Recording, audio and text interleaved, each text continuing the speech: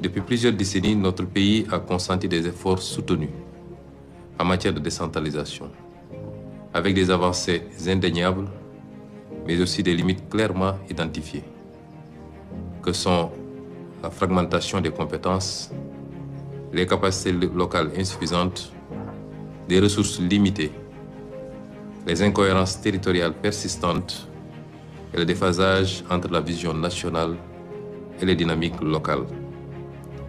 La réforme que nous voulons aujourd'hui finaliser vise à franchir un palier historique pour bâtir des territoires moteurs du développement, organisés autour de pôles structurants, attractifs et compétitifs.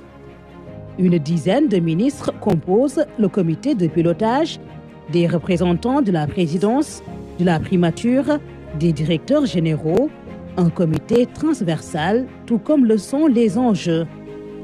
Le comité de pilotage que nous installons aujourd'hui est placé sous mon autorité, ce qui traduit clairement la priorité politique et stratégique accordée à cette réforme structurante.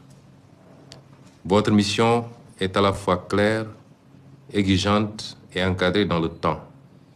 Conformément à l'arrêté qui vous institue, vous êtes appelé à assurer le cadrage stratégique global du processus de réforme, valider les orientations, les plans d'action et les documents de politique publique, arbitrer les questions interministérielles et lever les blocages structurels, examiner et valider les propositions finales issues des travaux du comité technique.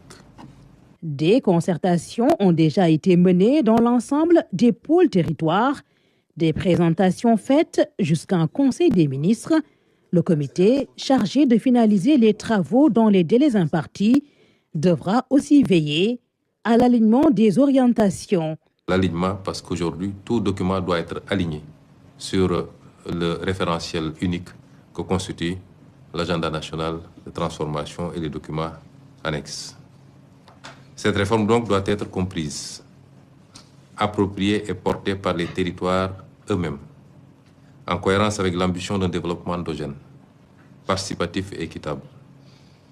En installant ce comité de pilotage, le gouvernement réaffirme une conviction forte, qui est que le développement du Sénégal se jouera dans ces territoires, par ces territoires et pour ces territoires.